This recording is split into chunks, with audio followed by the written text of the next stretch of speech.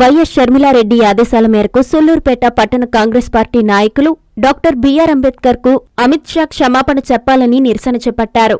తిరుపతి జిల్లా సూళ్లూరుపేట పట్టణంలోని RTC bus stand Ambedkar విగ్రహం వద్ద గురువారం కాంగ్రెస్ పార్టీ నాయకులు నిరసన తెలియజేశారు. నియోజకవర్గ ఇన్ఛార్జ్ మావుడూరు వెంకటాచలపతి ఆధ్వర్యంలో జరిగిన ఈ కార్యక్రమంలో ముఖ్య అతిథిగా పాల్గొన్న జిల్లా అధ్యక్షులు బాలగురువం చేతుల మీదుగా అంబేద్కర్ కు పూలమాల వేసి నివాళులర్పించారు.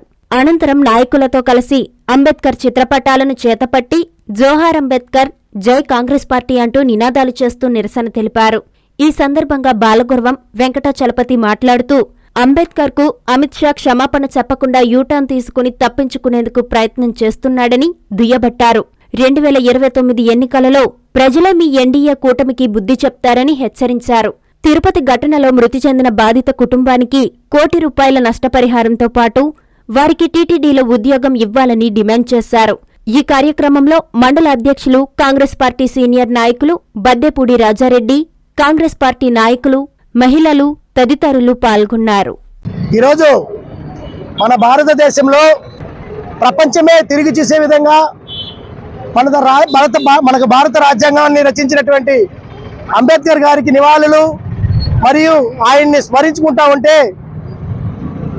మన దేశంలో మాత్రం భారత రాజ్యాంగాన్ని అనుభవిస్తూ, రిజర్వేషన్లు అనుభవిస్తూ, అధికారాలను అనుభవిస్తూ ఈరోజు నరేంద్ర మోడీ గారు, అమిత్ షా గారు వాళ్ళకి వాళ్లే దేవుళ్ళైనట్టుగా, ఈ దేశానికి వాళ్లే రాజులైనట్టుగా ఈరోజు చాలా దుర్మార్గమైనటువంటి పరిస్థితులు వ్యవహరిస్తూ ఉన్నారు. భారత రాజ్యాంగ నిర్మాత డాక్టర్ బిఆర్ అంబేద్కర్ గారిని పార్లమెంట్లో సాక్షాత్తు అవమానపరిస్తే ఆయన యూటర్న్ తీసుకోవాలి, క్షమాపణ చెప్పాలి అని చెప్పి దాదాపు ఇండియా కూటమి మొత్తం కూడా ఈరోజు డిమాండ్ చేస్తే కనీసం ఆయనకి ఎలాంటి ఆలోచన విధానాలు కూడా లేవు. భయంకరమైనటువంటి దుర్మార్గమైనటువంటి స్థితిలో వ్యవహరిస్తున్నారు. కనీసం వాళ్ళు క్షమాపణ చెప్పలేని పరిస్థితుల్లో ఉంటే ఈ దేశం ఏ విధంగా బాగుపడుతుందని చెప్పి, పేదవారు ఏ విధంగా బాగుపడతారు, ఇక మీదట యువకులు ఏ విధంగా బాగుపడతారని చెప్పి మేము తీవ్రంగా చింతిస్తున్నాం, బాధపడుతున్నాం. మరి ఈ రాష్ట్రానికి వచ్చే ఎన్డీఏ కూటమి అధికారంలో ఉంది. ఈరోజు తిరుమల తిరుపతి దేవస్థానంలో రాత్రి ఒక విషాదం చోటు చేసుకుంది. ఈ యొక్క రక్షణ కల్పించలేక హోంమంత్రి గారు కావచ్చు, ముఖ్యమంత్రులు కావచ్చు, పోలీసు వ్యవస్థ కావచ్చు, వీళ్ళ యొక్క వైఫల్యం వల్ల నిన్న జరిగినటువంటి ఈరోజు తిరుమల తిరుపతి దేవస్థానము పుణ్యక్షేత్రాన్ని చూడడానికి, దర్శించుకోవడానికి వెళ్ళినటువంటి ఈ యొక్క భక్తులందరూ కూడా తొక్కిసలాటలో నలిగిపోయి 6 మంది చనిపోవడం జరిగింది. 40 మంది ఆసుపత్రిలో చికిత్స పొందుతున్నారు. ఇది ఎంతో బాధాకరమైన విషయం. మీరు పరిపాలన చేస్తున్నారా, లేకపోతే మీరేమన్నా గాలికి వదిలేసి మీరు స్వార్థ ప్రయోజనాలు చూసుకుంటున్నారని మీ ప్రజలందరూ కూడా చేదరించుకునేటటువంటి పరిస్థితి వచ్చింది.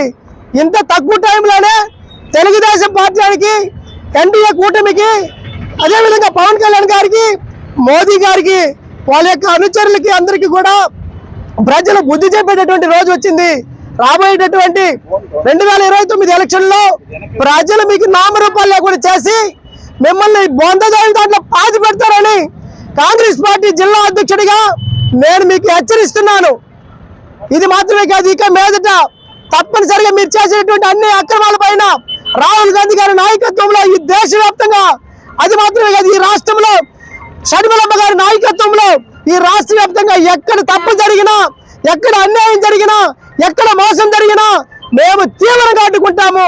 దానిపైన పోరాటం చేస్తాం. ఒక్కొక్కరు చనిపోయినటువంటి వారికి, కుటుంబాలకి ₹1 కోటి నష్టపరిహారం చెల్లించాలి.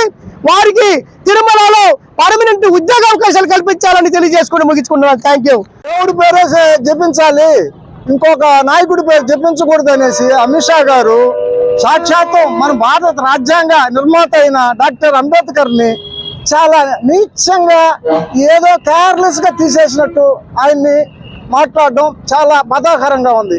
ఈ రోజు 78-79 సంవత్సరాలు అయింది మన భారతదేశం స్వతంత్రం వచ్చి.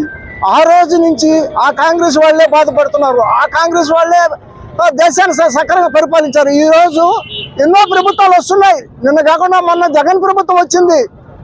అదే తిరుమల అని సర్వనాశనం చేసి ఆఖరి కల్తీ లడ్డులు అమ్మి కల్తీ ప్రసాదం ప్రజలకు పంచి ఆ మహాత్మాన్ని దాని గలీజ్గా చేయాల్సి వచ్చిన పరిస్థితి ఏర్పడింది. అదే మళ్ళీ ఈరోజు తెలుగుదేశం వచ్చింది. ఈరోజు తెలుగుదేశం ఏం పాలన చేస్తుందా?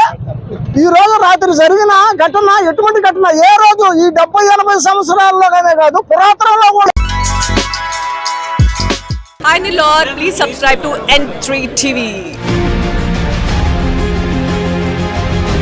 40 సంవత్సరాల అనుభవం ఇప్పుడు సరికొత్త రూపంలో బంగారు ఆభరణాలు సరికొత్త కలెక్షన్లతో మెట్రో నగరాలకు ధీటుగా మన సూళ్లూరుపేటలో సరికొత్త ఒరవడి తీసుకువచ్చింది చందన స్వర్ణ మందిర్. 916 హాల్ మార్కు HUID ముద్రించిన బంగారు ఆభరణాలకు నిలయం మన చందన. మీ ఇంట జరిగే ప్రతి వేడుకకు మరింత శోభనిస్తాయి చందన బంగారు ఆభరణాలు. దేశంలోని ప్రముఖ డిజైనర్లతో డిజైన్ చేయించి మా సొంత కారీగర్లతో తయారు చేయించిన బంగారు ఆభరణాలు విక్రయించటం మా ప్రత్యేకత. బంగారు ఆభరణాలపై తరుగు 3% నుండి, మజూరీ లేదు. VVS EF క్వాలిటీ కలిగి IGI సర్టిఫై చేయబడిన వజ్రాభరణాలు గ్యారంటీ కార్డుతో అమ్మకం మా చందన ప్రత్యేకత. తరుగు కూలీ లేని విస్తృత కలెక్షన్లలో సిల్వర్ ఆర్టికల్స్. చందన స్వర్ణ మందిర్ వారి ధన స్వర్ణ పర్చేజ్ పథకం. ప్రతి నెల మీరు చెల్లించిన వాయిదాకు వచ్చిన తూకం మీ పేరున జమ చేయబడుతుంది. 11 నెలల వాయిదాల అనంతరం మీకు వచ్చిన తూకానికి 18% వరకు తరుగు మజూరీ లేకుండా మీకు నచ్చిన సాదా బంగారు ఆభరణం మీ సొంతం చేసుకోండి. విచ్చేయండి చందన స్వర్ణ మందిర్, RTC బస్టాండ్ ప్రక్కన, సూళ్లూరుపేట.